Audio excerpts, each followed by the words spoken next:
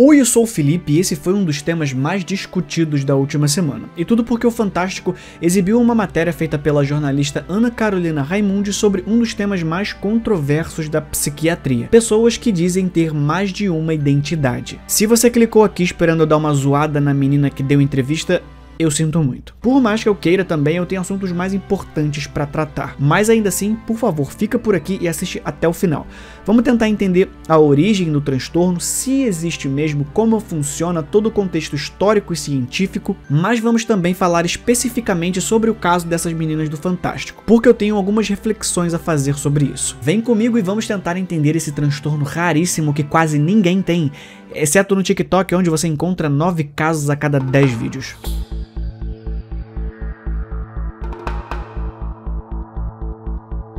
Se você ficou desconfiado de toda essa história, não se sinta mal, porque todo mundo ficou. E eu não tô falando do caso específico da garota lá que troca de identidade e sem querer esquece da entonação correta do personagem. Não, vou deixar a Ayana responder essa pergunta porque eu não tenho propriedade pra falar, depois eu volto.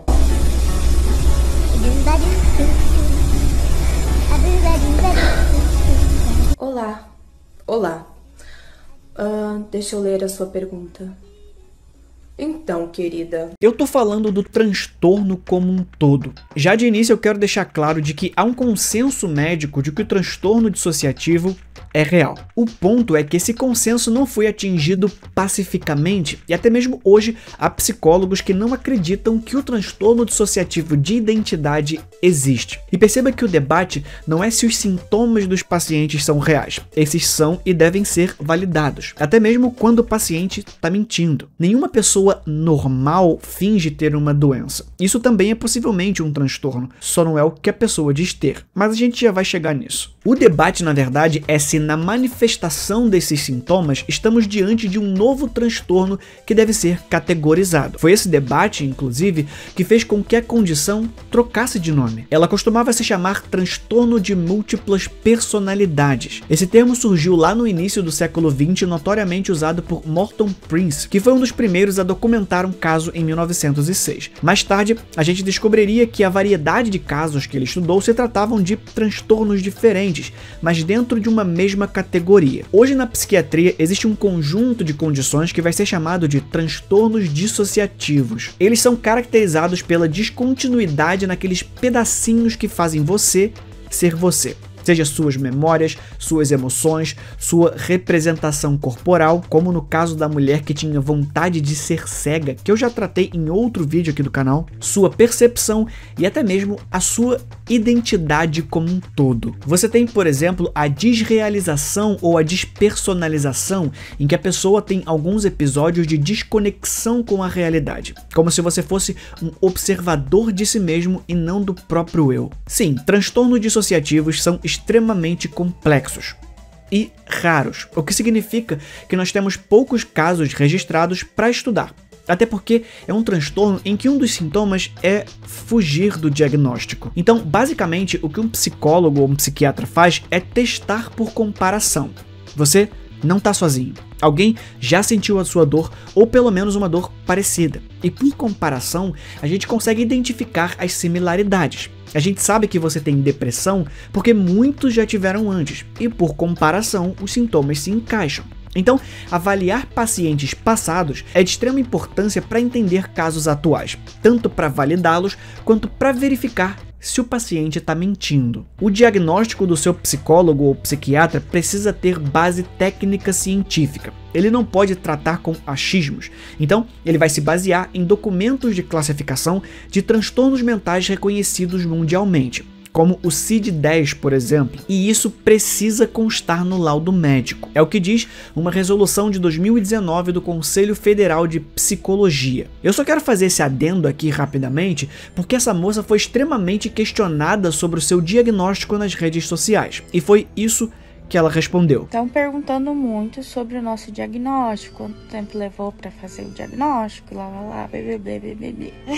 Meu Deus, a gente não é diagnosticado, tá?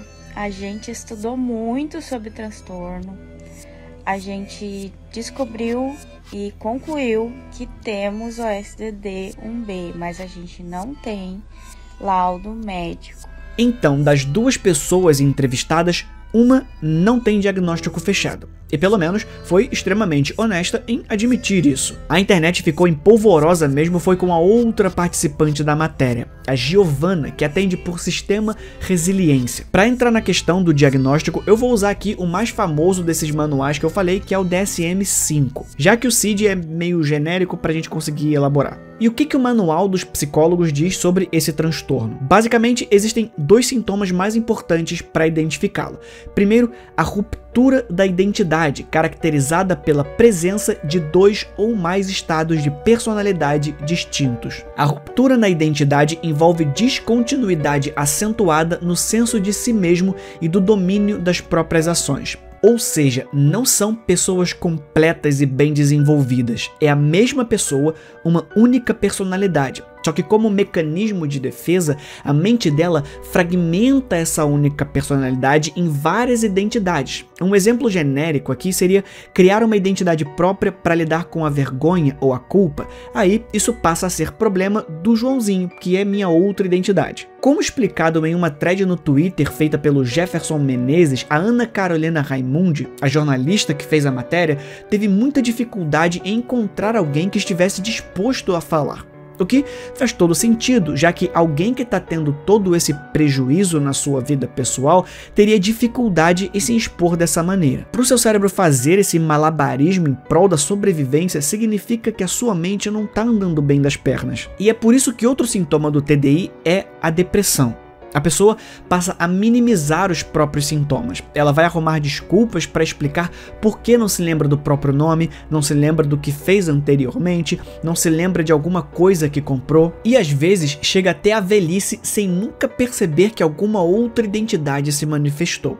É assim que os casos de TDI acabam driblando o diagnóstico. Fora o fato de que as personalidades causam prejuízo à pessoa. No critério C, fica bem claro que, em geral, não há essa harmonia entre as identidades. Elas aparecem de forma intrusiva e involuntária. A pessoa que tem TDI não controla a troca de identidades. A própria Giovana falou isso durante uma participação num podcast. É um pouco desconfortável, porque às vezes as pessoas me reconhecem e falam assim, ai, e eu quero ver a Momô. Eu fico tipo, gente, não é um Pokémon que eu, vai lá, não é assim que eu acho que esse eu quero ver a Momô, eu quero ver a Tatá, eu quero ver o Ariel. Gente, a gente não é atração de circo, nós somos pessoas, né? O problema é que o pessoal encontrou esse vídeo aqui que eu mostrei lá no início pra vocês. Não, vou deixar a Iana responder essa pergunta, porque eu não tenho propriedade pra falar, depois eu volto.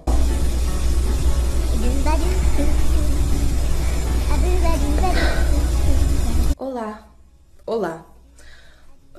Deixa eu ler a sua pergunta. E nesse mesmo podcast, ela acabou falando isso aqui. Eu tenho certeza que todas se sentem desconfortáveis com isso, né? E eu não costumo trocar na frente das pessoas porque virou um alarde isso, sabe?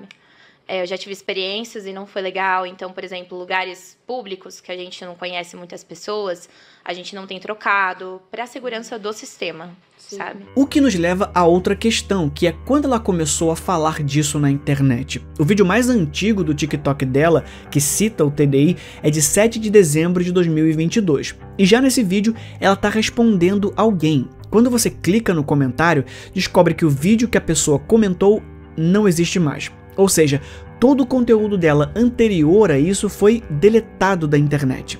O que nos leva à pergunta: por quê? Será que é porque ela não tinha conhecimento de como o transtorno funcionava e talvez ali estariam pistas de que ela foi mudando os seus sintomas conforme aprendia mais? Então, e aí eu comecei a me tratar, né? E aí entrou um anjo na minha vida que se chama Sistema Caravela. Ai, eles são o anjo da guarda da minha vida. E eles entraram na minha vida assim, Gi, eu sei que você tá meio confusa, você postou um vídeo, eu tinha postado um vídeo falando de personalidade múltipla, gente. Tá. E aí... Você não sabia, né? Não sabia nada dos termos, de nada. Foi quase um pedido de socorro. Foi um pedido de socorro. Foi um pedido de socorro. Sim. E aí eles atenderam o meu pedido de socorro. E eles falaram, bom, eu vou te explicar tudo sobre o TDI. Sentaram comigo na internet e ficou a gente conversando horas pra eles me explicarem tudo o que tava acontecendo com a gente. Eu não sei. E eu nem tô dizendo que é isso. Eu só tô dizendo que essa é uma possibilidade plausível. E mais, essa troca não é gratuita. Geralmente há um gatilho psicossocial para que a identidade original se esconda e dê lugar a outra. É muito estranho a pessoa ter várias identidades e todas elas serem blogueiras. Um dos casos mais famosos de TDI é o do Billy Milligan, preso por assalto à mão armada e 3 estupros. E aí, em outra oportunidade, eu posso trazer um vídeo aqui dissecando só esse caso, como foi bem documentado no livro As Mentes de Billy Milligan, de Daniel Keyes. Pessoas com TDI geralmente vão acabar se viciando em alguma substância, têm crises de ansiedade, episódios de autoestimulação e convulsões. Cerca de 70% das pessoas com o transtorno tentam ou vão tentar suicídio ao menos uma vez na vida. A condição geralmente está relacionada a algum trauma na infância. E por trauma, eu tô falando trauma mesmo. Violência sexual, procedimento cirúrgico sem anestesia, prostituição infantil, tortura. Não é uma condição divertida. Principalmente por causa do segundo critério mais importante, que é a amnésia dissociativa. O tipo mais comum vai ser a amnésia localizada, ou seja, aquela em que a pessoa perde a memória de períodos completos, seja da infância e da adolescência, até mesmo de memórias recentes que poderiam e deveriam ser lembradas com facilidade. A Giovanna alega ter esses sintomas, mas a pergunta feita a Maíra deve ser feita a ela também. Tem ou não tem diagnóstico? Em uma entrevista concedida ao portal R7 e publicada em 8 de junho de 2023, ela alega que recebeu o diagnóstico depois de 3 meses de consulta com um psiquiatra. O que é curioso, porque segundo a National Alliance on Mental Illness, um diagnóstico de TDI costuma ser dado depois de 7 anos, justamente porque os sintomas podem ser confundidos com outros transtornos. É a famosa navalha de Ockham, a gente não começa pela possibilidade mais complexa. O que nos leva a avaliar o laudo médico dela. O papel que ela apresentou à reportagem não parece um laudo diagnóstico, parece um pedido de afastamento temporário. Como está escrito, apresenta sintomas dissociativos de identidade e amnésia dissociativa. O que é interessante porque, segundo a própria Giovanna, ela que guiou o próprio tratamento. Só que assim, gente, os meus profissionais, eu tive que guiar o tratamento. Eu tive que guiar o tratamento, eu tive que estudar sobre o tratamento. Eles estudaram com você, junto de uma forma de... A gente foi trocando e debatendo qual seria a melhor forma de tratar. Não foi uma coisa que eles partiu deles, né? Eles meio que não sabiam muito o que fazer, então eles levaram muito em conta os meus sentimentos, as minhas emoções e as emoções do sistema. Ou seja, a paciente que explicou para a própria psiquiatra como ela deveria ser tratada. Você consegue se imaginar indo no médico e dizendo: "Bom dia, doutor, tô gripado, me dá um atestado e um Benegripe?" Mas lembra que eu falei sobre o diagnóstico psiquiátrico precisar ser técnico? Perceba que ali está escrito por quadro compatível com CID e aí a numeração do transtorno está riscada. De novo, eu não tô dizendo que é isso. Eu tô dizendo que existe uma possibilidade de ela ter omitido o CID, ou seja, a numeração que indica qual transtorno ela estava tratando e por isso deveria ser afastada das atividades laborais, porque não era o CID de TDI, e sim o CID de borderline. Mas por que borderline? Porque ela mesma disse que foi o diagnóstico inicial. E aí, eu fui levada na psiquiatra, primeiro ela falou que era borderline, até que ela começou a ver as trocas, porque eu trocava muito naquela época. E aí ela foi procurar saber o que era, até que a minha melhor amiga, Lohana, que também é uma pessoa maravilhosa na minha vida,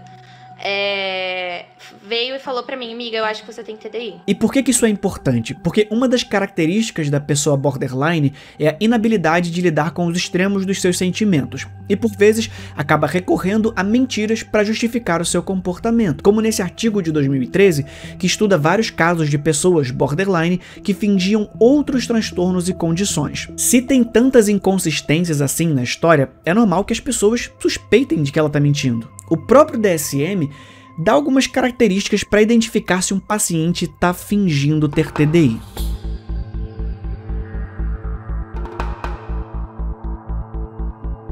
O entendimento psiquiátrico é que pessoas que fingem ter o transtorno costumam não citar os sintomas mais sutis, como a depressão que eu citei, principalmente porque esses outros sintomas podem dar outro diagnóstico, que é o que o mentiroso não quer. Então a pessoa vai usar os sintomas mais comuns, principalmente a amnésia dissociativa. Outra característica de quem está fingindo é um estranho orgulho de ter o transtorno, quase como se ela gostasse da atenção que está recebendo. O que é muito estranho porque uma das características do transtorno é justamente a vergonha. que é mais uma coisa que dificulta o diagnóstico. Em geral, pessoas com TDI tentam arrumar desculpas para os próprios sintomas. Uma pessoa fingindo TDI, por exemplo, vai criar personalidades extremamente estereotipadas, quase como se fossem personagens, tipo, sei lá, a Dona Hermínia do Paulo Gustavo. Só porque eu não tenho propriedades para falar. Ou então, mais uma vez, eu não estou dizendo que seja o caso. Vamos supor que você seja capacitista. Talvez a sua interpretação do que seria uma criança autista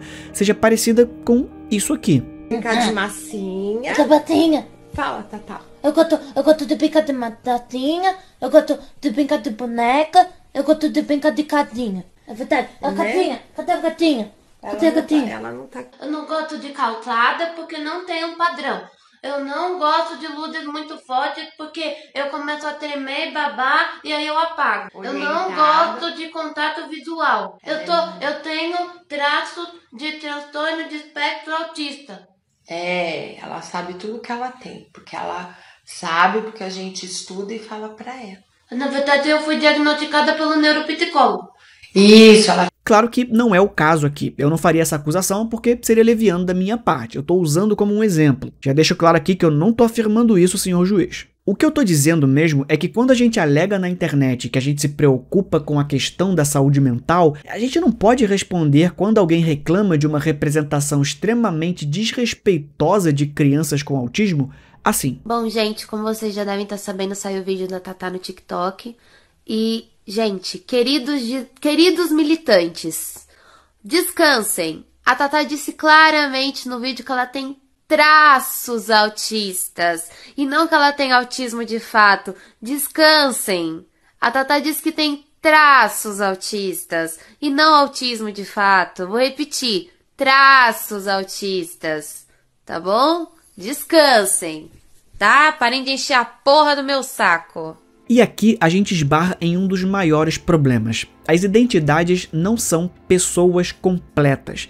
As identidades são fragmentos de uma mesma personalidade. Até porque a identidade e a personalidade são construções. Alguns psicólogos vão dizer que a pessoa com TDI não tem múltiplas personalidades. Pelo contrário, ela tem menos que uma personalidade, já que as acessa de forma fragmentada. Mas mais importante, as identidades são sintomas. E o tratamento serve para tentar extinguir esses sintomas. E é isso que essa galera da internet parece que esqueceu. Se as suas identidades se comunicam dentro da sua cabeça e uma conta para outra o que aconteceu, você tá jogando no lixo aí dois sintomas, o prejuízo social e a amnésia. Se as identidades entram no acordo de quem vai pro front, já pode cortar outro sintoma. As identidades não são intrusivas. E se você lida completamente bem com a ideia de trocar identidade, você tá tratando o que exatamente? Um tratamento bem sucedido de TDI faz a pessoa parar de trocar de identidade, não o contrário. Seria como se um tratamento de depressão fizesse você só aceitar que nasceu para sofrer e continuar sofrendo. Aqui da minha leiguice, eu costumo dizer que depressão não existe, ansiedade não existe, TDI não existe. Nada disso existe. Da mesma maneira que cores não existem. Da mesma maneira que meses não existem. Amarelo é uma palavra que nós inventamos para representar a interpretação do cérebro do fenômeno. Assim como setembro é uma palavra que representa um fragmento do fenômeno tempo. Então, o que existem são as pessoas. E as pessoas são como são. A gente que inventou essas palavras para categorizar as pessoas e padronizar um tratamento que ajude a melhorar a qualidade de vida delas. O diagnóstico tem que servir para melhoria da condição de vida do paciente e não para ser ostentado por alguém que se sentiu invalidado em algum momento da sua vida e por isso usa uma pseudocondição para se sentir diferente. TDAH, autismo, TDI, Tourette, afinal você quer o diagnóstico para quê? Para algum tipo de autovalidação ou para iniciar um tratamento? É por isso que agora vamos falar do outro lado. Na tentativa de descredibilizar toda essa história dela, a internet se encheu de gente dizendo que TDI existe, mas ela que não tem, porque TDI é assim. Como se isso fosse um assunto escrito na pedra. Na verdade, como se a psicologia em si fosse escrita na pedra. Então, por que existe um grupo tão grande de profissionais, pesquisadores e autores que simplesmente não acreditam que o TDI é um transtorno real? E eu vou repetir aqui para que não fique nenhuma dúvida. Eu não tô falando dos sintomas. Eu tô dizendo que o tema é controverso e que não há um terreno seguro de concordância que ateste o TDI como um transtorno único e factual, assim como os transtornos depressivos, assim como os transtornos de ansiedade e todas as outras condições humanas que têm toneladas de casos estudados.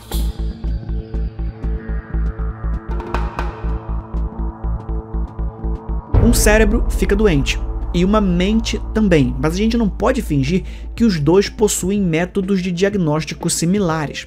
Não tem como abrir uma mente com um bisturi e verificar onde é que está a infecção. Mas Felipe, e o caso famosíssimo da Síbil, que até o Fantástico citou? Ela tinha 16 personalidades comprovadamente. Fizeram até um filme sobre isso. Então, acontece que psicólogos e psiquiatras estão reavaliando as fitas originais das sessões que a moça fazia com sua psiquiatra. E Robert Rieber, historiador e psicólogo, foi um dos que defendeu a tese de que boa parte das personalidades da mulher foi de certa forma implantada pela profissional que a atendia. Pode ser que o que as pessoas acreditam ser TDI seja apenas, e olha as enormes aspas que eu vou colocar aqui, apenas estresse pós-traumático, misturado com o que é chamado de iatrogenia, ou seja, a piora de um quadro clínico X por causa de um mau profissional que não soube identificar o problema direito. Segundo Rieber, Cornelia Wilbur, que foi a mesma psicóloga de Billy Milligan, e Flora Schreiber, tinham como único objetivo colocar seus nomes nos anais da psicologia. Avaliando todas as horas de conversas entre psiquiatra e paciente, ele concluiu que a médica induziu Síbil na própria história. As personalidades não se manifestavam sozinhas, mas eram induzidas e chamadas pela própria doutora. E como se não bastasse, a mulher era colocada em estado de transe através de hipnose, além de receber doses de tiopental de sódio, um fármaco conhecido como o soro da verdade, que hoje a gente sabe que é apenas um barbitúrico que causa estados alterados de consciência. A mulher claramente estava sofrendo de algum transtorno que foi moldado para vender a história revolucionária. Não que as psiquiatras estivessem tentando dar um golpe, mas que elas próprias se convenceram porque estavam muito animadas a tratar do tema. E a propósito, você vê que o tema é controverso quando o caso mais bem documentado é assim. E se você prestar atenção, parece que todo o interesse voltado ao TDI não está no caminho de melhorar a vida das pessoas e extinguir essas identidades para que a pessoa cate esses fragmentos e volte a viver a vida de forma única e completa. É quase como se todo mundo quisesse ser especial. Até 1976 existiam menos de 50 casos com esses sintomas em todo o mundo. Na década de 90, passou para mais de 20 mil. E por que eu citei especificamente 76? É porque foi nesse ano que saiu o filme para a TV Síbil, que conta a história da moça.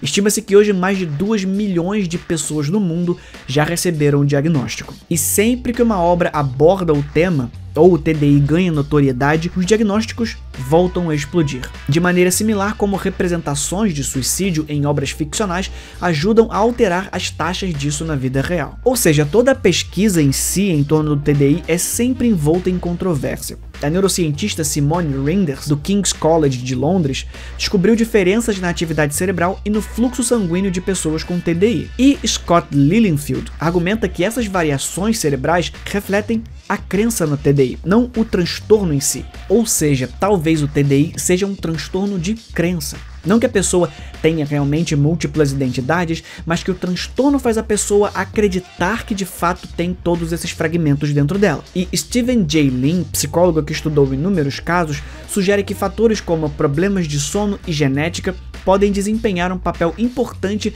na crença de múltiplas identidades, além do trauma e da suscetibilidade, claro. Um estudo de 1999 mostrou que pessoas que eram diagnosticadas com TDI tinham uma suscetibilidade maior a serem hipnotizadas e adotarem memórias falsas. Ou seja, talvez seja mesmo um problema do cérebro sendo mais sugestionável do que o normal. Então, o saldo final desse vídeo é: as meninas do Fantástico estão mentindo? A única resposta certa é: não sei. O que eu sei é que, mentindo ou falando a verdade, ninguém se exporia dessa maneira se não fosse para suprir alguma falta. É claro que toda a situação vai ser engraçada observando com um olhar distante, mas eu acho que se elas estiverem mentindo, elas estão causando um mal danado não só a si mesmas, como às pessoas que sofrem com essa condição. Usar o exemplo delas para atacar pessoas que possuem os sintomas de verdade não é exatamente o caminho mais inteligente a se seguir. Se uma pessoa fingir autismo em rede nacional, a gente vai fazer o quê? Rir da cara de autistas por causa disso? Eu espero que a gente possa estudar mais esse tópico e que um diagnóstico profissional seja dado por um profissional. A gente está saindo de uma era em que transtornos mentais eram negligenciados e entrando na era da glamourização. Que a gente chegue logo na era da normalidade. Esse foi o vídeo de hoje. A gente se vê na próxima. Fui.